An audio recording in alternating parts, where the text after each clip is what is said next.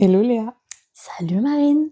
merci d'accepter de venir témoigner sur mon podcast. Avec grand plaisir, merci à toi de m'y inviter.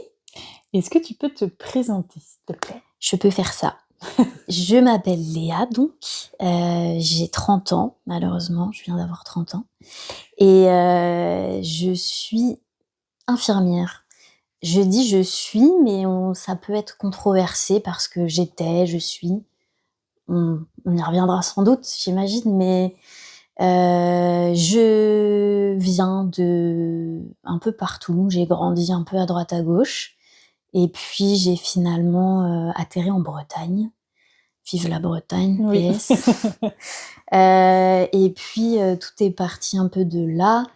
Et dans ma vie pro, j'ai commencé après le lycée directement à faire une école d'infirmière. Donc je suis allée sur Nantes, qui est la Bretagne ou pas, ça dépend de chacun. Ça, c'est un autre débat. Voilà, je ne rentrerai pas dans ce débat. Mais je suis allée sur Nantes faire mes études, 3 ans d'études du coup à l'école d'infirmière. Pourquoi infirmière? En vrai, j'ai pas trop d'explications quand on me pose cette question. C'est vrai que c'est un peu, pourtant c'est quand même un métier assez particulier, hein, où on s'investit pas mal et tout. C'est un peu, enfin, il y a du don de soi dans le sens où tu t'occupes d'humain. Ouais, Donc, complètement. Mais je sais pas, je pense que c'est aussi un peu conseil de mes parents qui me voyaient être assez, quelqu'un d'empathique et tout ça, qui aime, prendre soin des autres, et ils m'ont dit: «Mais pourquoi tu fais pas infirmière?» Moi, je trouvais ça difficile de savoir ce qu'on veut faire à 15-16 ans. Du coup, j'ai dit: «Bah, pourquoi pas?» Et puis après, ça s'est fait comme ça, quoi. du coup, tu passes le concours. C'est ça, en fait, il y a un concours à passer. Alors, mais maintenant, ça a changé, en fait. À Ok. l'époque, 2015, moi, je suis rentrée à l'école d'infirmière, donc ça fait 11 ans. Aïe, aïe, aïe. Ça fait mal. Mais à l'époque, ouais, effectivement, il y avait un concours. Aujourd'hui, c'est plus le cas. Aujourd'hui, c'est simplement sur dossier, je crois.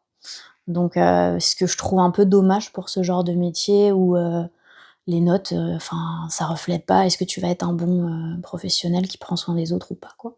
Après un concours non plus, tu me diras. Mais bon, le concours, je trouvais ça assez. Oui, parce que tu avais l'écrit et l'oral, enfin, tu devais quand même montrer ton motivation pour ton projet. Exactement, ouais. Tout ce qui était écrit, bon, ça a pas trop de sens. T'avais quoi, des tests psychotechniques, je sais plus trop quoi. Enfin, c'était pour s'assurer que t'avais un minimum de réflexion, etc. Mais après, t'avais tout le côté oral, effectivement, qui était intéressant parce que bah, tu passais devant des professionnels, infirmiers, etc. Et, et en fait, c'est là où tu disais, bah voilà, pourquoi je veux faire ça, qu'est-ce qui montre que je suis une bonne personne pour faire ça. Enfin, c'est ça, quoi, comme tu disais, les motivations et puis tout ce qui est important pour ce métier. Maintenant, il n'y a plus ce côté-là. Donc voilà, c'est après, on peut pas juger ça, on s'en fiche un peu, mais à l'époque, ouais, c'est ça, concours, et concours que tu peux faire que dans une région, en fait. Mm. Enfin, pas dans une région, je me suis mal exprimée, mais un concours par région. Ok. Donc moi, j'avais passé le concours de Vannes parce que mes parents habitaient enfin, moi et mes parents, on habitait de ce côté-là. Et après, bah, je voulais me laisser d'autres chances aussi, donc j'avais passé Nantes, Paris, etc. J'avais été reçue à Paris, à Nantes, et en Bretagne, j'étais sur liste d'attente Ok. à Vannes. Et finalement, ma place à Vannes s'est jouée à une personne sur la liste d'attente. Waouh, Ouais. ok. La personne d'avant moi est rentrée à l'école et moi non. Donc j'avais un peu c'était un peu dur, Mm. mais finalement, je suis arrivée à Nantes et après, ça s'est très bien passé. Au début, je connaissais personne, mais j'ai fait des rencontres à l'école, etc. Et puis voilà. Et 11 ans plus tard, je suis toujours là. Toujours à Nantes. Ouais, c'est que Et, ça s'est bien passé. et du coup, tu disais j'étais infirmière. Oui. Euh, Vas-y, du coup. Oui, parce qu'en fait, quand je parle de ce que je fais aujourd'hui, on n'associe pas trop ça au métier d'infirmière, mais pour moi, ce que je fais aujourd'hui, c'est un peu dans la continuité de mon métier, même si c'est assez différent quand même de ce que j'ai pu faire. Mais ce qui est cool avec ce métier-là, c'est que justement, je trouve qu'il est possible dans plein de domaines différents. En fait, c'est tellement large comme métier. Quand on dit infirmière, on pense souvent aux infirmières dans les services hospitaliers, lambda, etc. Et il y en a beaucoup. Mais il y a tellement d'autres façons d'être infirmière que c'est super large. Et même moi, ce que je fais maintenant, au début, je ne savais même pas que ça existait. en fait. Et ce que je fais maintenant, du coup, c'est que, après avoir passé, peut-être 7 ans, je dirais, ouais, 7 ans en tant qu'infirmière, plus ou moins classique, j'ai envie de dire, où j'ai fait, pas mal de choses. J'ai fait de l'intérim dans des services hospitaliers, j'ai fait, du domicile, j'ai fait, plein de choses différentes en tant qu'infirmière. T'avais une préférence dans le domicile hospitalier? Non, c'est pour ça que je faisais plein de choses différentes. Ok. C'est parce que moi, et puis je me lasse rapidement aussi, c'est ça mon problème. Je sais pas si c'est un problème, mais j'aimais bien faire plein de choses différentes, Mm. voir des personnes différentes, être dans des milieux différents, etc. J'ai pas vraiment de préférence. Ok. Et un jour, de par toutes ces expériences-là, je suis tombée un peu par hasard sur une personne qui m'appelle et qui me dit j'ai besoin d'une personne pour accompagner un séjour adapté. Donc moi, je savais même pas trop ce que c'était, tu vois. Je me dis ok, un séjour adapté. Et en gros, lui, il était éducateur spécialisé. Donc Ok. lui, il était plus dans le social, mais social, médical, c'est très lié forcément. Et en fait, il m'a proposé ça. Donc j'ai découvert un peu sur le tas et effectivement, il s'agissait d'accompagner des personnes en situation de handicap en vacances, tout simplement. Des personnes qui vivent en structure habituellement, Ok. qui sont très très dépendantes et qui partent en vacances. Et donc voilà, je me suis dit, quoi de plus kiffant que d'accompagner des personnes en vacances, quoi. Enfin, trop bien. Et donc du coup, j'ai bossé avec cette personne-là, Yossi s'appelle, pendant 1 an et demi à peu près, Ok. à faire ça plus ou moins ponctuellement et faire d'autres missions d'infirmière à côté. Ouais. Mais j'appréciais vraiment ce boulot-là que j'avais avec lui. Ça sortait vraiment du truc de ce dont je te parlais justement, le structure, service hospitalier que moi j'ai jamais trop aimé. Et là, on était vraiment dans le cadre vacances, fun, cool. Et du coup, vous partiez à chaque fois tous les deux dans ces jours-là avec les personnes qui Euh, étaient en situation de handicap, pardon. alors non, parce qu'en fait, lui, il avait créé sa boîte Yossi depuis vraiment un moment. Donc, Ok. il partait plus en séjour. Il était vraiment responsable de son agence, en Ok. fait, de voyage, on peut appeler ça comme ça. Et il avait des employés. Donc, moi, je partais avec d'autres de ses employés Ok. qui étaient tous, de toute façon, on était tous du milieu médico-social. Tu vois, il y avait pas d'autres infirmiers, mais il y avait des aides-soignants, des aides-soignantes. Il y avait des éducateurs spécialisés, des moniteurs éducateurs et tout ça. Et on partait à deux accompagnateurs, et on accompagnait plusieurs personnes en situation de handicap, un peu partout. Alors moi, à l'époque, j'ai pas eu l'occasion d'aller à l'étranger, tout ça avec lui, mais il organisait des voyages à l'autre bout du monde, quoi. Il organisait des trucs en Afrique du Sud, au Canada, tout ce que tu veux. Ouais, Ah, waouh. ouais, c'était vraiment top. Et voilà, et à force de faire ça, c'est une conversation avec un collègue justement qui était aide-soignant. On était en séjour ensemble et un soir, on faisait comme une petite réunion, tu vois, pour débriefer un peu de la journée, même si on n'était que deux. Et là, on commence à parler un petit peu de choses et d'autres. Et il me dit que lui, il avait pensé peut-être à monter justement son agence de séjour adapté, mais qu'il le faisait pas parce que là, il avait une autre opportunité professionnelle. Mais du coup, cette conversation, ça a vraiment été pour moi un peu le déclic de genre: Hmm. «Et pourquoi moi je le ferais pas du coup?» Ok. Le truc qui m'avait jamais vraiment traversé l'esprit avant, parce que je sais même pas pourquoi, parce que je pense qu'on est conditionné un peu à être salarié et à répondre à une certaine forme de hiérarchie ou voilà. Et là, je me suis dit: pourquoi pas en fait, qu'est-ce qui m'empêche de faire ça? Et c'est parti de cette conversation. Ok. Donc Voilà, c'est cette conversation-là qui fait le déclic vraiment. et du coup qui aujourd'hui t'a permis de créer Emera. C'est ça, Emera, exactement. Ben oui, c'est ça. En fait, entre cette première conversation, vraiment où c'est la première fois que j'ai eu l'idée de créer ma structure, et le moment où je crée ma structure, il y a moins d'un an.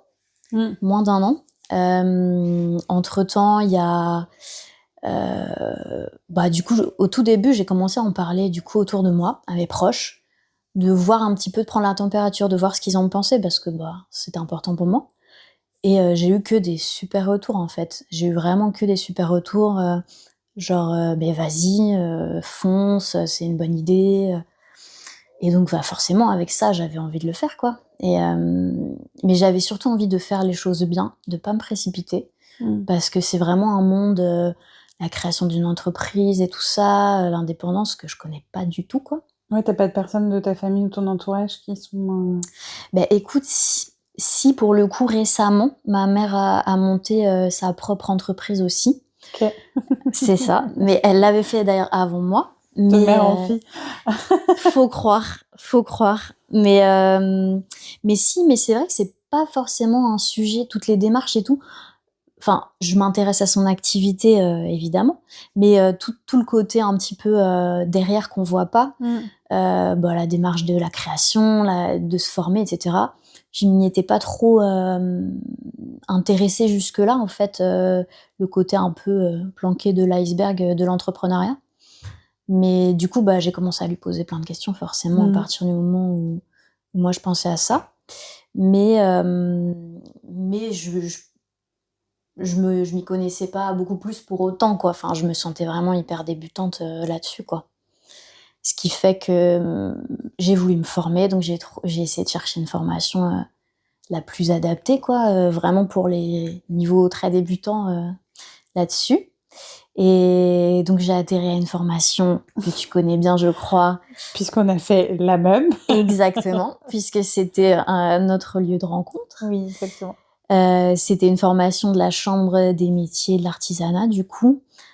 Formation qui a duré 6 semaines, si je ne me trompe pas. Ouais, parcours entrepreneur. Parcours entrepreneur, exactement. Et voilà, qui a été le point de départ un petit peu des connaissances que j'ai pu acquérir. Et il y en a beaucoup à acquérir, je pense, même tout au long du projet et du parcours d'entrepreneur. Mais ouais, cette formation, ça a été un bon départ. Et puis après, j'ai essayé de prendre des infos où je pouvais aussi. Après, je me suis entourée. C'est vrai que le parcours entrepreneur je le recommande. Enfin, s'il y a des personnes qui veulent se lancer, je pense qu'il faut absolument se former dans tous les cas. Se faire accompagner. C'est ça, se faire accompagner d'une façon ou d'une autre, pour n'importe quel projet, perso ou pro même. Mais ouais, ne pas foncer tête baissée, parce que moi j'aurais tendance à faire ça, en fait. Une fois que j'ai une idée en tête, j'aurais tendance à vouloir faire vite et voilà, que tout se fasse vite. Mais finalement, prendre le temps de faire les choses, c'est beaucoup plus pour avoir après un avenir un peu plus serein et partir sur des bases saines. Je pense que c'est important d'être bien accompagné. Et dans ce parcours-là, je trouve que c'était plutôt le cas. Ça l'est toujours d'ailleurs, parce qu'on est toujours suivi après. Donc c'est ça qui est chouette. Et puis voilà. Après, j'ai dû me renseigner aussi sur les spécificités du métier que j'allais faire, parce que évidemment, il y a tout le côté accompagnement sur place, des séjours, etc., que moi je maîtrisais plus ou moins, parce que ça relevait ce côté-là plus de mon côté d'infirmière que je connaissais. Et puis tu l'avais déjà fait dans le passé, du coup. Et je l'avais déjà fait, exactement. Mais toute l'autre partie, en fait, c'est vraiment un job à multi-casquettes, en fait. On est comptable, on est dans la com, on est dans le marketing, on est commercial. Enfin, c'est un truc de fou. Mais c'est ça que je trouve trop bien, en fait, dans le fait de lancer sa boîte, d'être son propre patron, c'est que t'as tous les rôles. Alors, t'as un peu de la pression qui va avec aussi, forcément. Mais on peut pas avoir que des inconvénients et que des avantages, que ce soit et dans le salariat et dans l'entrepreneuriat. Mais moi, c'est ce que je voulais, je pense. J'avais inconsciemment toujours voulu de l'indépendance dans mon travail. Je m'en suis rendu compte à ce moment-là. Et du coup, là, aujourd'hui, c'est toi qui fais les propositions de séjour. Oui. Et comment tu t'y prends imaginons, il y a quelqu'un qui qui a envie de créer ça, alors pas forcément peut-être sur Nantes, mais peut-être ailleurs, et qui se pose plein de questions, que ce soit sur le statut qu'il faut prendre, parce que du coup, tu as, je pense, aussi des règles bien à respecter. Du coup, sur l'accueil de séjour, je suppose qu'il faut que ça soit des endroits où ça peut être adapté, du coup, aux C'est personnes en ça. situation de handicap. Est-ce que c'est toute personne en situation de handicap? Oui, alors moi, oui, en tout cas, enfin, je propose des séjours à des personnes qui ont tout type de handicap, sans restriction. Après, effectivement, ça peut ne pas être le cas, enfin, ça dépend, il y a plein d'agences qui ont des spécificités, que ce soit pour les handicaps, moteurs, cognitifs et cetera. Mais moi, je fais pas de restriction parce que je vois pas l'intérêt d'en faire, en Mmh. fait, enfin, je suis apte à accompagner tout type de personnes, alors pas de souci là-dessus. Mais effectivement, c'est quand même un métier qui est assez, particulier et assez réglementé aussi quand Mmh. même. Parce qu'effectivement, on accompagne des personnes et des personnes vulnérables. Donc, forcément, heureusement que c'est un minimum réglementé, Oui. sinon, il y aurait un peu de dérive. Mais effectivement, il y a des, comment dire? Des agréments à obtenir, quand tu crées une structure. Après la forme juridique de la structure dépend de ce que tu veux faire, en fait. Tu peux commencer en tant que micro-entreprise si tu veux, c'est une possibilité. Tu as pas besoin d'être une société, Mmh. mais ça dépend ce que tu proposes, en fait. Mmh. Ça, enfin, c'est tellement large. Ça peut être simplement de l'accompagnement, ça peut être vraiment la création de séjours avec, toute l'organisation et donc la vente de forfaits. En fait, il y a tellement de cases, et ce boulot-là rentre pas trop dans les cases. Mmh. Donc du coup, c'est vraiment adaptable à ce que tu veux faire. OK. Et le statut, c'est pareil, comme je te disais, tu peux faire de la micro. Je connais des personnes qui font simplement de l'accompagnement, qui sont pas dans la création de séjours. C'est-à-dire qu'il y a une personne qui a juste, qui est OK, qui peut organiser son séjour et il organise ses vacances, mais il a juste besoin de toi pour être sur place, pour l'aider dans les gestes de la vie quotidienne. Et ben, dans ce cas-là, tu peux créer une micro-entreprise et faire de l'accompagnement et cetera. Mmh. Mais moi, ce que je fais, c'est un peu plus, enfin, c'est un peu différent. C'est tout, toi, tu fais C'est tout? c'est tout, enfin oui, c'est tout. On peut dire ça comme Bah, ça. tu fais la création de séjour et tu vas au séjour avec les personnes? C'est ça. De A à Z, en fait, c'est ça. Moi, les personnes que j'accompagne, elles sont pas dans la capacité comment dire? De réserver leur logement, de Mmh. prévoir leurs activités. Elles ont pas les capacités. Donc du coup, c'est moi qui leur fais des propositions.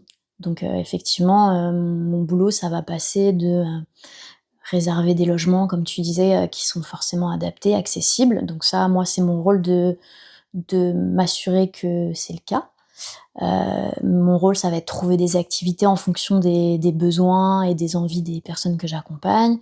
Il faut qu'elles soient accessibles aussi, effectivement. Enfin, il y a plein de... Tu personnalises, du coup? Bien sûr, ouais. Moi, c'est vraiment ce que je voulais faire aussi en créant mon agence. C'était pas de faire un truc générique, style, colonie de vacances où il y a des activités et on est 15 et on fait tous les mêmes activités, même si j'ai rien contre ça, hein, mais ce que je voulais proposer, c'est vraiment quelque chose de très personnalisé, ouais. Mmh.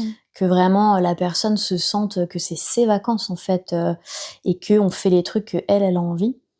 Parce que c'est ses vacances et que souvent, c'est des personnes qui, comme je te le disais, vivent dans des structures un peu, où il y a une routine qui s'installe forcément, ou qui peut être assez, monotone, j'ai envie de dire, parfois. Et du coup, leur semaine de vacances, c'est vraiment, la liberté, quoi, pour eux. Mmh. Et donc du coup, l'idée, c'est vraiment de faire tout ce qu'ils veulent au maximum, au maximum des possibilités, Mmh. évidemment. Mais ça, encore une fois, c'est mon rôle de faire en sorte, que tout soit possible, en fait. Enfin, c'est vraiment un truc qui me tient à cœur, de pas, voir les choses en mode, «Ah ça va être compliqué», mais de me dire: «OK, tu veux faire ça? Bah, écoute, on va faire tout ce qu'on peut pour le faire, quoi». Mmh. C'est vraiment, ce que j'essaye de mettre en place chez Emera, du coup, ma structure. Mais après, comme on disait, il y a des structures qui sont très différentes. Enfin, chacun, met ses priorités, à différents endroits. Mais moi, ouais, ce que je voulais vraiment, c'était, personnaliser l'expérience des gens, quoi. OK, et du coup, les structures où sont les personnes en situation de handicap, est-ce que tu as des noms déjà un peu de structures? Oui, en fait, la plupart alors moi avec qui, je vais travailler, ça va être des MAS. Des MAS, c'est des maisons d'accueil spécialisées. OK. Donc c'est des lieux de vie, en fait, où les personnes, vivent. La plupart du temps, ce sont des personnes qui ont eu des accidents de la vie, en fait, qui font qu'elles ont besoin à un moment, à partir d'un moment de leur vie d'avoir vraiment que ce soit des soins ou du moins un accompagnement très poussé, Mmh. qui fait que ces personnes peuvent plus vivre seules et qu'elles ont besoin, d'aides, diverses et variées en fonction de chacun. Mais oui, ce sont des lieux de vie pour personnes, très dépendantes, on peut dire. OK. Principalement, ça va être ce genre de structure avec lequel je travaille. Ça va impliquer effectivement c'est pour ça que le séjour ne peut pas être autrement que personnalisé avec Mmh. ces personnes-là, parce qu'elles vont notamment avoir besoin, de matériel médical aussi, OK. souvent. Tout ce qui va être, tu vois, des lits médicalisés et cetera. Donc qu'on se fait livrer, dans les logements. Et principalement, ouais, ça va être ça. Après, tu as, tout ce qui est foyer d'accueil médicalisé, c'est un petit peu différent. C'est un petit peu moins, médicalisé pour les personnes un petit peu plus autonomes. Et puis après aussi, ça m'arrive de faire partir des personnes en séjour qui vivent à domicile, qui ont une maison, un appartement où ils vivent seuls ou pas, ou avec des personnes aidantes et qui ont, beaucoup d'aide à domicile et cetera. Mmh. Mais ça arrive aussi qu'il y ait des personnes qui soient chez eux, tout simplement, et que j'accompagne en séjour. OK. Mmh. Et du coup, c'est les proches aidants, par exemple, les personnes qui sont là à domicile, qui vont prendre contact avec toi et dire: «Bah, là, on aimerait bien faire partir, je sais pas, je dis Pierre, pour un séjour sur un week-end, en Bretagne», Évidemment. évidemment. Comment ça se passe? Est-ce que c'est du coup, tu leur fais des 2-3 propositions? Comment ça se passe en termes de financement aussi, derrière? Et bah, écoute, ouais, comme tu disais, les proches aidants, c'est exactement ça, en fait. Pour les personnes qui sont à domicile, elles vont être souvent accompagnées par des proches, leurs parents, leurs frères, leurs sœurs et cetera, de la famille ou des amis. Et souvent la demande va venir d'eux, si la personne, concernée ne peut pas forcément exprimer ses besoins et ses envies, ça va venir effectivement de leurs proches. Quand ce sont des personnes qui vivent en structure et ils ont pas forcément leurs proches qui sont très présents, mais dans ce cas-là, ça va venir des professionnels de la structure, les professionnels, type, éducateurs spécialisés, assistants sociaux et cetera, OK. qui s'occupent des personnes du coup en structure et qui, suivent leurs projets de vie et cetera et qui, vont faire cette proposition-là, à la personne. Encore une fois dans la limite des prises d'initiative et des capacités de cette personne, et qui vont venir vers moi effectivement. Donc ça se passe comme ça effectivement, le premier contact. Ça vient, rarement des personnes en elles-mêmes car Mmh. elles ont rarement la capacité d'exprimer cette envie-là. OK. Et après effectivement s'enclenche, tout un processus en fait de discussion tout simplement où moi je discute avec, les proches, les professionnels, la personne elle-même si c'est possible évidemment, sur son projet, sur ses envies tout simplement, sur une destination, sur, des activités, sur, tout ce qu'elle aimerait faire de ses vacances tout simplement. Et à partir de tout ça, son budget évidemment, Mmh. à partir de tout ça, moi effectivement je crée un séjour personnalisé que je vais lui proposer. Et après, si jamais, au cours de la discussion en fait, des choses changent, des choses évoluent, et bien on adapte. On Mmh. adapte. Le maître mot, c'est un peu l'adaptabilité, que ce soit à ce niveau-là ou après, sur place aussi. Mmh. Avec des personnes en situation de handicap, on n'a pas tellement le choix, de toute façon. Il faut être adaptable, il faut savoir s'adapter. Et du coup, ça débouche, voilà, sur des propositions. Et tu me parlais du financement. Oui. Effectivement, c'est une question assez importante parce que ce sont des séjours qui ont un prix conséquent, hein. Mmh. Clairement, c'est pas une semaine que toi tu vas pouvoir, payer, je ne sais où, pour ces personnes-là, le prix est beaucoup plus important parce qu'il y a tout la logistique qui va derrière, en fait. Oui, puis il Tu y a les as soins que du coup, toi, tu pratiques aussi. Enfin, c'est tout c'est tout le package derrière. Mais c'est la question du budget, c'est est-ce que en France on peut avoir aussi des aides pour les personnes qui sont en situation de handicap? Enfin, je me dis, il y a peut-être des personnes qui nous écoutent, qui ont des gens dans leur famille et qui se disent oh mais ça serait bien qu'on lui prépare peut-être pour son anniversaire un séjour et du coup de faire appel à toi, enfin ton entreprise Emera et de savoir comment je peux financer ce séjour-là, concrètement comment ça se passe? Oui, bien sûr, il y a des aides qui existent en France, effectivement. Évidemment, c'est conditionné par, pas mal de petites choses, mais effectivement, il y a pas mal d'aides privées ou publiques, ça dépend des situations. OK. Je peux te parler, de l'aide principale, en fait, auquel mes vacanciers font appel, c'est via la MDPH. Donc la MDPH, c'est la Maison départementale des personnes handicapées. En fait, la MDPH, ça va être vraiment l'interlocuteur, principal des personnes en situation de handicap pour leurs aides au quotidien, en fait, parce que la plupart ont des aides au quotidien, que ce soit aide humaine, aide logistique, aide financière. Toutes ces personnes-là, elles sont en contact avec la MDPH pour avoir ce genre d'aide et la MDPH peut effectivement, rentrer en compte pour des aides, de type, ils appellent ça des aides exceptionnelles OK. pour partir en vacances. OK. Donc, la plupart effectivement des personnes qui possèdent, ça devient un peu technique, mais la prestation de compensation du handicap, qui est une aide octroyée par la MDPH.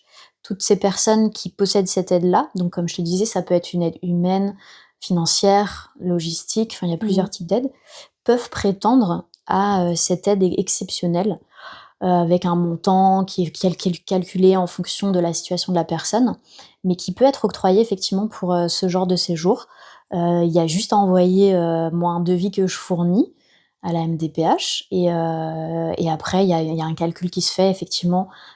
Tout le séjour ne peut pas être pris, en charge, mais parfois une bonne partie du séjour peut l'être. Donc OK. effectivement, c'est très intéressant et c'est quelque chose dont je parle effectivement aux personnes, qui me demandent des séjours parce que c'est clairement un point, très important, le budget, forcément dans tout type de vacances, pour tout type de personnes, mais encore plus pour ces personnes, qui ont pas forcément des revenus hyper importants, mais qui pourtant, ont des besoins importants qui amènent des coûts importants. OK. Mmh.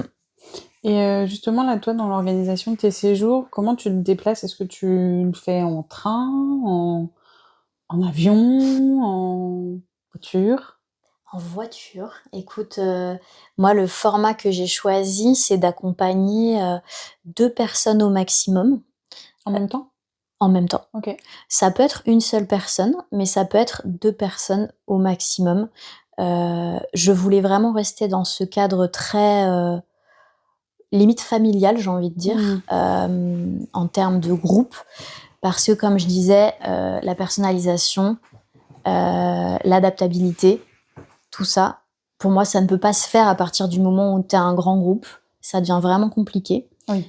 Et puis aussi, il y a le fait que j'ouvre les séjours à toute personne et tout type de handicap, ce qui fait que j'ai souvent des personnes qui ont des handicaps très lourds, on en a parlé, et pour ça requiert, une personne en accompagnement, dédié, quoi.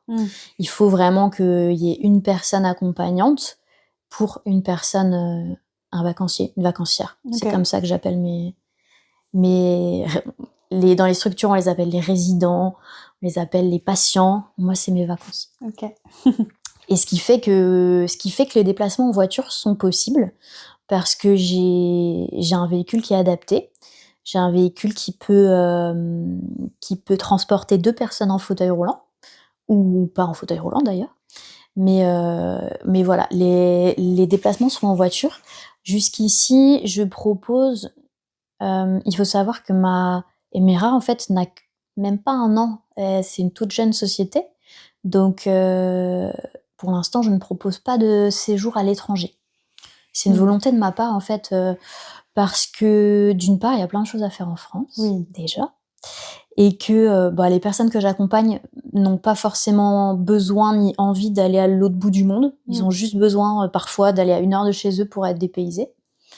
Et puis aussi parce que j'avais vraiment envie de d'avoir de l'expérience avant de proposer des choses, des séjours à l'étranger avec des législations étrangères qui sont forcément plus complexes et qui demandent plus d'organisation. Donc je voulais être un petit peu aguerrie avant de proposer ça, mais en tout cas, je le proposerai dans tous les cas. Je sais pas encore à long terme, à moyen terme, mais je proposerai des séjours en Europe et dans le monde après.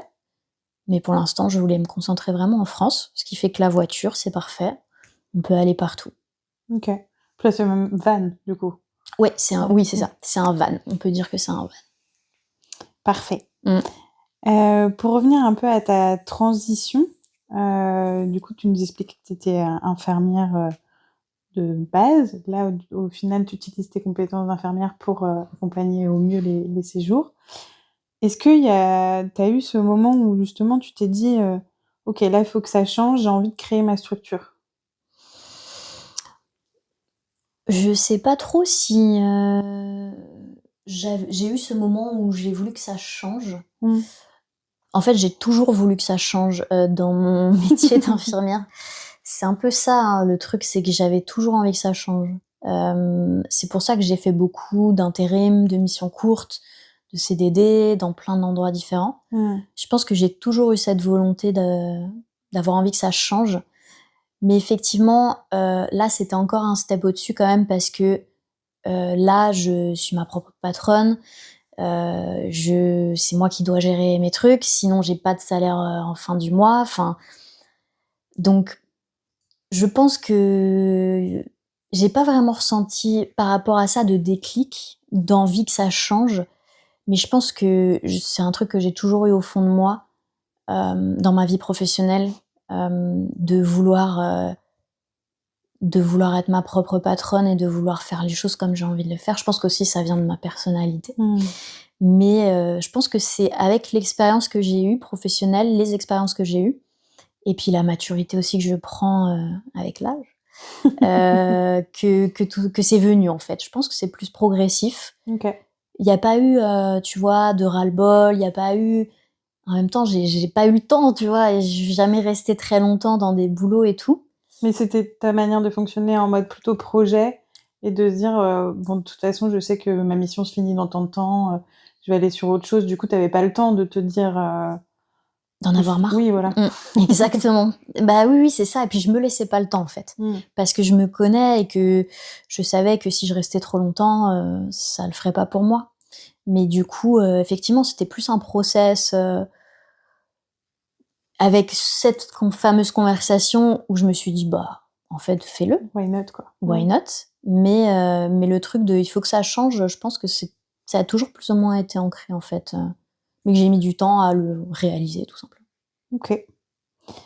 Et du coup, ce changement-là, d'être maintenant ta propre patronne, comment ça impacte ta vie, que ça soit de manière personnelle, familiale, financière? Bah écoute, personnel, bah je me suis créé un petit bureau dans ma chambre. Donc ça, je dois dire que c'est assez agréable. Il y a ce côté-là de, je bosse de la manière que je veux, de la façon que je veux. Donc personnellement, ça a impacté ma vie de façon positive, ça c'est clair et net. Il y a plus ce truc-là d'horaire à respecter, de patron qui te fait chier, on peut le dire. Ce truc-là de prendre la voiture aux mêmes horaires que tout le monde et d'être dans les bouchons, enfin, ce truc-là, j'ai toujours détesté. Donc l'impact de ce côté-là, il est super positif. Après, évidemment, il y a des choses un peu plus compliquées, hein, ça c'est sûr, hein. Enfin, faut pas idéaliser le truc. Déjà, ben, l'aspect financier, hein, ça c'est super important. Alors, j'ai j'ai la chance de pas forcément avoir des charges super importantes, dans le sens où j'ai pas d'enfants à charge. Enfin, je pense que ça aurait été un peu différent si ça avait été le cas, mais effectivement, c'est un truc auquel il faut penser. Après voilà, comme on disait, on peut être accompagné, il y a France Travail et cetera. Enfin, je suis accompagnée financièrement, donc heureusement, sinon je pense que j'aurais pas pu non plus me permettre, de ne pas toucher de salaire parce que là, je me verse pas encore de salaire. Tu as fait un prêt du coup pour, J'ai créer? fait un prêt aussi, effectivement. Tout à fait. J'ai fait un prêt, pour financer, notamment, mon véhicule, Mmh. qui est un véhicule assez particulier, comme je disais. Il peut accueillir des fauteuils roulants, donc c'est un véhicule, qui a été aménagé spécialement, et qui coûte, assez cher, hein, forcément. Donc effectivement, il y a tout ce côté-là, de devoir faire un prêt, de devoir le rembourser, hem et de devoir vivre, hein, en fait, au quotidien, sans se verser de salaire au début.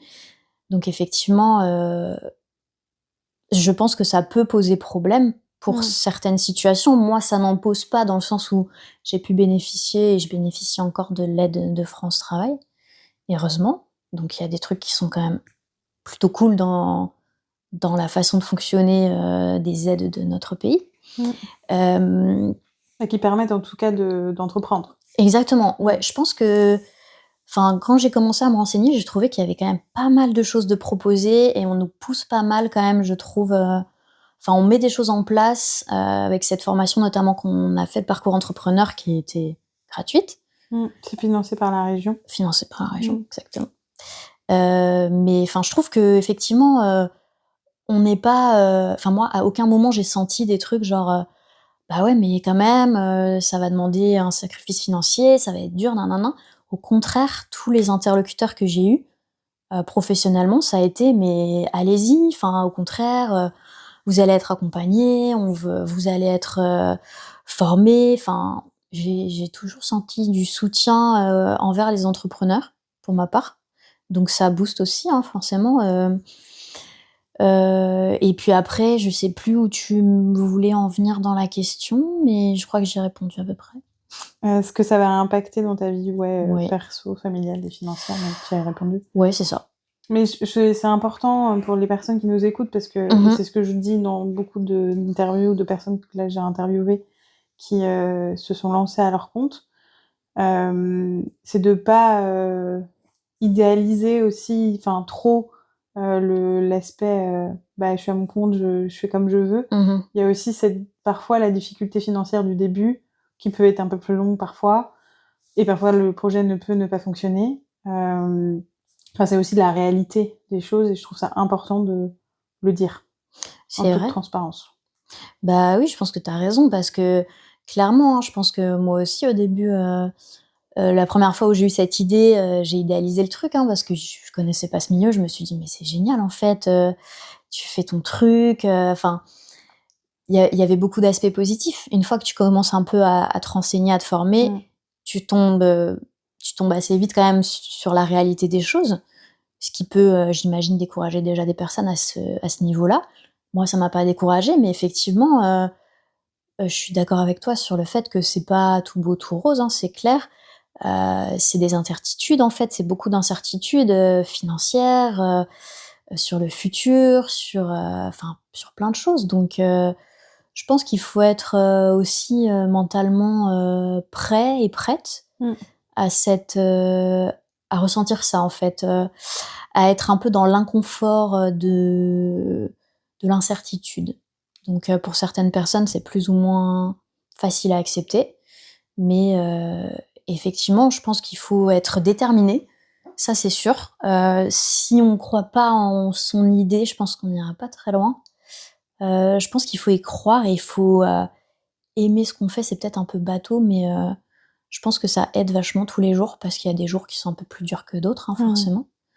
Mais croire en ce qu'on fait et croire que ça va marcher, c'est déjà pas mal. Mais malheureusement, ça marche pas tout le temps. Mmh. Mais non, c'est pas tout beau, tout rose, et c'est comme le salariat, en fait, des points positifs, des points négatifs. Après, tout dépend de ce De qu'on recherche, Mmh, de ce qu'on clairement. veut. Est-ce que, tu as fait face à un obstacle, qui a été peut-être difficile à surmonter? Et comment tu as procédé?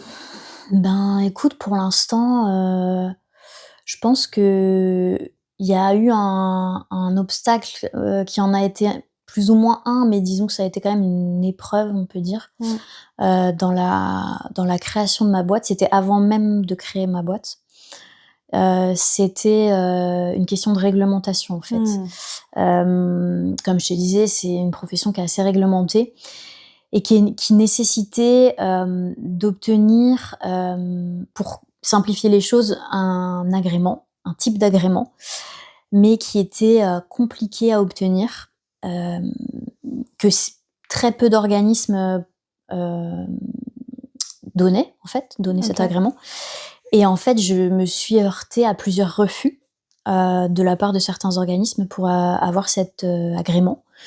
Parce que ce sont des organismes qui ont besoin de beaucoup de sécurité financière, qui ont, enfin, de par l'époque dans laquelle on vit, financièrement compliquée, qui ont besoin de beaucoup de garanties parce que elles n'ont pas envie de jouer avec leur argent, enfin bref, de perdre leur argent. Et ce qui fait que ouais, j'ai eu des refus et j'ai eu un peu peur en fait de pas pouvoir obtenir cet agrément. Et si je ne l'obtenais pas, ben tout simplement tout le projet ne pouvait pas se faire. Ah ouais, OK. Ouais, c'était vraiment question de pas de vie ou de mort, mais question de vie du projet ou de mort du projet, quoi. C'était pas juste un petit truc et je pense que jusque-là, ça a été le plus gros obstacle parce que ça a mis à rude épreuve un petit peu bah ouais, ma motivation, mon optimisme par rapport au projet. Et puis je comprenais pas, quoi, parce que bon, j'avais toujours entendu bah, des choses positives sur mon projet, bon, voilà, mais après ces organismes-là où t'arrives, où tu donnes voilà, ton business plan, enfin tout est justificatif, tu montres ta motivation, tu montres même financièrement, tu vois. Ton plan de financement, Ton tout plan de ça, financement, exactement. Enfin, tu montres que c'est viable et que tu y crois. Et même avec ça, on te dit non. Et c'est dur, tu vois, c'est dur psychologiquement parce que je me suis dit, mais merde, enfin, qu'est-ce qu'il faut de plus en fait, quoi. Je peux pas donner plus. Je peux pas donner plus financièrement, je peux pas donner plus en tant que en motivation, je peux pas donner plus en tant que. Enfin, tout ça mélangé, quoi. Et donc ouais, ça a été assez difficile, compliqué, mais j'ai pas lâché l'affaire pour autant. Et j'ai fini par trouver un organisme qui a accepté de me donner le sésame, vraiment. Et c'était un soulagement fou, quoi. Et pour moi, je pense que ça a été une des réussites entre guillemets les plus importantes jusque-là parce que c'est avec les épreuves aussi que tu te rends compte que ça met ta motivation à mal et que tu surmontes et que c'est surmontable. Et du coup, ouais, ce truc-là a été vraiment, je pense, pour l'instant, et j'espère que pour l'instant jusqu'à longtemps, une des choses les plus compliquées pour la mise en place de mon projet, ouais. Bah oui, parce que si t'avais pas ça, tu pouvais pas créer, en fait. C'est ça, c'est vraiment, pour le coup, comme on disait, c'était vraiment soit le projet aboutit, ou soit tout s'arrête dès le début, en fait. Et il n'y a pas de projet et il n'y aura pas de projet parce que ce sera pas possible. Et par rapport à cet organisme-là, est-ce que tu peux le nommer? Ouais. Et est-ce que tu travailles du coup de manière régulière avec eux maintenant que tu as comment tu as dit L'agrément. L'agrément, pardon, oui. En fait, si tu veux, c'est un organisme de caution financière. OK. Pour le coup, c'est Groupama qui propose ça et qui m'a proposé ça. Il y en a d'autres qui existent, mais je les citerai pas parce qu'ils m'ont refusé. Mais en gros, c'est quelque chose qui est hyper particulier et hyper spécifique à mon domaine d'activité. Mais en gros, quand tu accompagnes des personnes en voyage, en fait, ce sont les agences de voyage classiquement qui ont besoin de cet organisme. Moi, je suis un peu considérée comme une agence de voyage, un peu particulière forcément, mais je suis considérée, mon statut, c'est un peu celui-ci. Okay. Et ces organismes-là, donc de caution financière, permettent que, par exemple, si tu emmènes des personnes à l'autre bout du monde, mais qu'entre-temps, tu n'as plus les moyens financiers de les ramener, de les rapatrier, parce que t'as plus de sous sur ton compte professionnel et tout ça. C'est un organisme qui se porte garant pour toi et qui assure plusieurs choses, dont le rapatriement notamment des personnes, si toi, tu n'es plus capable financièrement d'assurer ça. Oui, c'est un package en fait que tu prends. Enfin, il y a l'agrément pour que tu puisses entreprendre, mais il y a l'aspect tout derrière de l'assurance, toi être couvert et que tes vacanciers et vacancières soient couverts en fait. Exactement. Et en fait, c'est obligatoire tout simplement. C'est pas une question de je le prends pas parce que j'assurerai mes arrières. Non, c'est vraiment obligatoire. Si tu n'as pas ça, tu ne peux pas t'immatriculer en tant qu'agence de voyage, tu ne peux pas proposer de séjour à des personnes. Donc enfin, comme dans toute profession, il y a des spécificités particulières, c'est normal, mais il a fallu découvrir aussi tout ça et découvrir tout ce qu'ils demandaient aussi, parce que forcément, eux, ils veulent bien t'assurer pour emmener des personnes à l'autre bout du monde, mais il faut que toi, tu leur montres aussi que logiquement, ils n'auront pas besoin de fournir de l'argent parce que tu peux faire une entreprise viable en fait. Mais c'est important, je trouve aussi, d'avoir toute cette notion de comment un projet naît, et des fois on peut se retrouver face à un blocage qui est pour le coup administratif, mais là pour le coup aussi obligatoire, et que sans ça en fait ça peut bloquer un projet, mais qu'il faut pas lâcher, et qu'à force de détermination on finit par y arriver. Ouais, clairement. Est-ce que tu as des outils, des ressources ou des formations qui toi t'ont été utiles, que ce soit des livres, enfin là t'as parlé de la formation de la CMA, mais des podcasts que t'as pu écouter qui t'ont été utiles? Écoute, je pense que principalement la formation, comme on en a parlé, ça a été vraiment une base pour moi. Après des outils, je vais surtout en fait prendre des ressources chez des personnes plutôt que sur des outils style livres, etc. Je vais surtout me nourrir de l'expérience de certaines personnes. J'ai rejoint par exemple un groupe d'accompagnants qui font, comme je te disais tout à l'heure, c'est un petit peu différent de moi, mais eux ils sont juste dans l'accompagnement, pas dans l'organisation de séjour, mais ils ont tout plein d'expériences aussi à partager. Donc il y a ce groupe-là où vraiment on se nourrit les uns les autres des expériences diverses. Donc ça, c'est vraiment des expériences du terrain qui vont m'aider. Après, il y a tout ce qui est l'accompagnement par ma comptable. Ça va être un accompagnement qui est super important parce que c'est tout un monde aussi, enfin, que tu connais pas, quoi. Forcément, quand t'es salarié, etc., tu reçois ta fiche de paye, bam bam, ok. Et là, c'est un peu différent, forcément. Donc, cet accompagnement-là. Toujours l'accompagnement, on en parlait, mais le parcours entrepreneur fait que on a un accompagnement c'est un juriste, si je me trompe pas. Non, c'est une personne c'est un comptable, mais qui est pas ton comptable, mais qui connaît Serre France. Tu connais mieux que moi. Mais en tout cas, voilà, on a des rendez-vous réguliers et ça peut être une ressource aussi sur certains sujets, évidemment. Mais en fait, les ressources que je prends, ça va vraiment être plus des personnes. Parce que comme c'est un milieu ultra spécifique, les écrits que je trouve ne sont jamais trop applicables à ma situation. Tu vois ?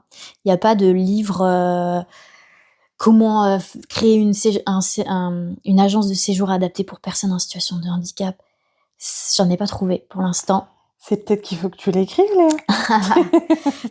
Peut-être, écoute, pour l'instant, non, mais peut-être pour les générations futures, on ne sait jamais. Mais en tout cas, oui, je grappille des choses à droite à gauche, mais j'aurais pas vraiment de choses spécifiques à recommander, ou à mon cas en tout cas. Donc c'est pour ça que j'essaye aussi des personnes avec qui j'ai bossé dans le passé, dans ce milieu-là. J'ai l'impression que ça marche beaucoup en fait comme ça dans ce milieu-là. On se transmet les infos parce qu'en fait c'est tellement spécifique, et puis t'en parles même avec un avocat, enfin il va galérer à te dire légalement ce qui est possible ou pas, parce que c'est tellement des choses un peu spécifiques qu'ils connaissent pas tout, quoi. Et t'es toujours en contact avec ton réseau pro passé ? Tu parlais de... J'ai oublié son prénom. Yossi. Yossi. Alors pas trop, je suis pas trop en contact avec lui particulièrement, mais avec des collègues que j'ai pu avoir, oui. Oui, oui, on se parle toujours avec des personnes, avec qui j'ai pu accompagner parce qu'en fait, c'est un milieu où, ça marche beaucoup en général par, ce sont de toute façon des petits contrats. À chaque fois, ce sont des contrats, des CDD en fait, quand tu accompagnes des personnes et que tu es salarié ou employé du moins. Donc c'est toujours des personnes en fait qui travaillent, un peu de cette façon-là et qui ont toujours plus ou moins des périodes de creux avec, du coup des possibilités d'accompagner des séjours. Donc je suis en contact avec eux, pour s'échanger, nos disponibilités. Si par exemple je sais que, il y a des personnes qui m'ont dit: «Bah écoute voilà, si tu cherches quelqu'un pour accompagner, moi je suis dispo du temps au temps». Et puis aussi pour faire part de nos expériences, qui peuvent être des fois assez, pas banales, on va dire. Donc ça permet aussi des fois, quand c'est un petit peu dur, quand il y a certains accompagnements qui sont un petit peu durs, de discuter avec des personnes qui font la même chose que toi, ça permet de dédramatiser aussi. Oui, très important de s'entourer. Ouais, clairement, c'est sûr. D'en parler avec des personnes qui sont pas du milieu, j'apprécie aussi parce que du coup, elles ont un point de vue totalement différent et je recherche ça aussi. Mais de parler aussi avec des personnes qui sont du milieu et qui vivent les mêmes choses, c'est super important et c'est pour ça que je te disais que je suis dans un groupe là où on parle de nos expériences et en même temps, on se donne aussi du travail les uns et les autres, tu vois? Parce que des fois, quand toi, tu pas disponible, tu vas renvoyer vers des personnes du groupe, donc c'est super enrichissant à plein de niveaux. Mais oui, bien s'entourer clairement de personnes qui vont être, positives et qui vont te comment dire? Te tirer vers le haut plutôt que vers le bas et ça, je pense que ça peut s'appliquer à tous les aspects de notre vie. Oui. Est-ce que tu as une anecdote, à partager, là, notamment peut-être d'un séjour d'Émérat? Une anecdote, ouais, je dois en avoir en fait, j'en ai tellement que à chaque fois que je rentre dans ce séjour, c'est full anecdote, quoi. Mais, anecdote, j'ai fait un séjour récemment, j'ai accompagné une vacancière qui s'appelle Elena, OK. et que j'avais déjà accompagnée en début d'année. D'ailleurs, c'est avec elle que j'avais fait mon tout premier séjour avec Emera et donc là, trop chouette de l'accompagner à nouveau. Et on est partis sur Nantes pour le coup. Elle est dans une structure en Vendée et l'idée c'était de se faire un petit séjour au mois de décembre à Nantes, ambiance, Noël, dégustation de vin chaud, fête, voilà, illumination et cetera et en fait, petite anecdote, c'est que, c'était la première fois qu'elle buvait du vin chaud, au marché de Noël. Donc, je précise qu'elle était autorisée à boire de l'alcool. Je ne l'ai pas saoulée, en faisant exprès, mais elle voulait absolument goûter du vin chaud. OK. Et c'est vraiment, donc on a bu notre premier vin chaud ensemble parce que moi j'en avais déjà bu, mais sans grande conviction, mais je l'ai accompagnée du coup dans sa découverte.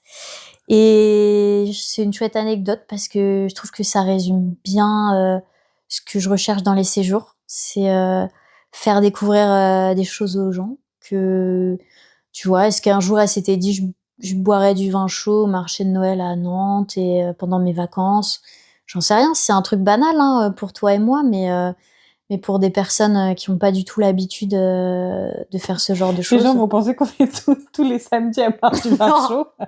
Non, pas du tout, c'est pas ce que je voulais dire. Non, mais Non, non. oui, mais c'est chouette et de se dire que, Ouais, la première fois qu'elle a bu ce vin chaud-là, c'était avec mais toi. oui, en fait, c'est vraiment des choses banales pour, toi et moi, mais qui, moi, me font vachement relativiser aussi sur, déjà la chance qu'on a d'être en bonne santé, de faire ce qu'on aime et de vivre, la vie qu'on vit et cetera.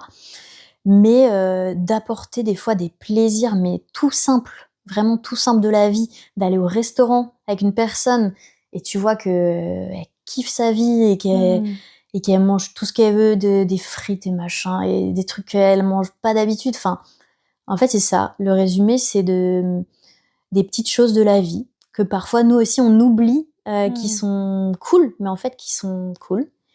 Et de le faire découvrir à des personnes qui en ont envie et qui en ont pas forcément l'occasion, bah voilà. Juste boire un vin chaud au marché de Noël, bah, pour moi c'était trop bien. Et pour Elena, c'était trop bien. Et donc du coup, voilà. C'était que du kiff, quoi. Exactement. Quels sont tes projets et défis là pour les prochains mois? S'il y en a, évidemment. Oh, il y en a toujours, forcément, mais je pense que déjà, bah là, je vais pas tarder à fêter les 1 an d'Emera, du coup. Ce sera le 1er avril, date À laquelle t'as créé. à laquelle j'ai créé. C'est pas une blague, même si c'est le 1er avril. Oui, bah oui. On sait jamais. Mais ouais, je sais pas, ça, ce petit cap-là, il me fait quelque chose, en vrai, où je me dis, bon, bah voilà, ça aura bouclé vraiment toute une année. Donc c'est pas forcément un défi ou quoi que ce soit, mais il y a ce petit truc-là. Donc j'ai envie peut-être de faire un truc particulier pour cette date-là. J'y réfléchis encore, mais je te le dis en avant-première. Un teasing. Mais je pense que j'aimerais proposer aux familles, tu vois, avec lesquelles j'étais en contact pendant l'année 2025, qui m'ont fait confiance et tout ça, parce que je sais que c'est pas évident de confier une personne qu'on aime à quelqu'un qu'on ne connaît pas, surtout une personne, ben, comme je le disais, aussi vulnérable, aussi dépendante.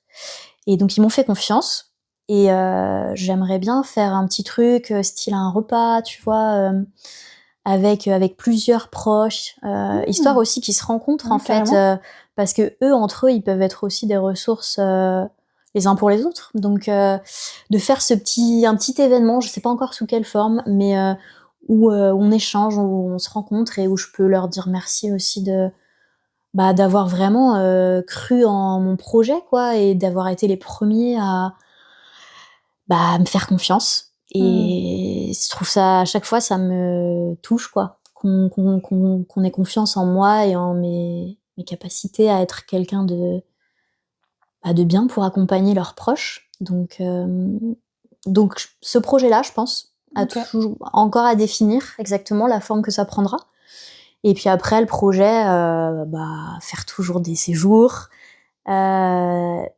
Ce qui me tient à cœur aussi, c'est que les personnes qui sont déjà parties avec moi en 2025 repartent avec moi, parce que c'est encore une fois une marque de confiance et une marque qu'ils ont apprécié leur moment. Donc ça c'est un objectif. Et puis après, en vrai, sur le long terme, que la société se porte bien, et puis le million, hein, franchement. Avec des salariés et tout ça? Ouais. Ouais. C'est tout ce que je te souhaite, en tout cas. C'est gentil, mais on verra. Ça, c'est vraiment à très long terme, les salariés. Mais effectivement, le but, c'est de vraiment de grossir et tout ça, mais en prenant le temps de faire les choses bien toujours. Step by step, quoi. Exactement. Est-ce que tu as des conseils pratiques que tu donnerais à quelqu'un qui hésite encore à se lancer dans une transition? Moi, je peux parler que de mon expérience. Transition du statut d'employé au statut d'entrepreneur. Les conseils que j'aurais à donner, c'est vraiment de prendre son temps. Vraiment. Même si je sais que quand t'as une idée, t'es pressé que ça se concrétise et tout, moi, la première, hein, mais vraiment prendre son temps, bien s'entourer. Bien s'entourer, que ce soit personnellement ou professionnellement. Les deux sont autant importants l'un que l'autre, je pense. Se former. Vraiment, ne pas hésiter à se former. Et puis, être motivé, essayer de voir loin dans son projet, parce que si tu vois que au jour le jour, il suffit que tu aies une mauvaise journée et ça risque de remettre en doute tout ton projet. Donc ouais, je dirais ça après. Ok. Où on peut suivre du coup Emera et comment te contacter? Ouais, et bien Emera a son compte Instagram, compte Facebook, page Facebook aussi, page LinkedIn, où il faut toujours écrire Emera Vacances Adaptées et vous me trouvez. J'ai un email aussi, emeravacancesadaptées@gmail.com. Et puis j'ai mon numéro aussi, tu veux que je le donne? Allez, ne vous en servez pas pour autre chose. C'est 06 01 10 63 99. vous m'appelez et puis moi, je vous réponds. Si je ne vous réponds pas, vous laissez un message et après on discute, de vos projets ensemble et je crois non, j'ai oublié le site internet aussi carrément. Le site internet, c'est pareil, c'est emeravacancesadaptées.com. Parfait. De toute façon, je remettrai toutes les ressources Très cool. dans le descriptif du podcast. Parfait. Pour que ça soit simple pour les personnes qui souhaitent te contacter directement. Avec plaisir. Merci beaucoup Léa pour ce témoignage. Ben, merci à toi Marine. Puis vive Emera. Hein. Thank you et vive la Bretagne. Merci et merci pour votre écoute.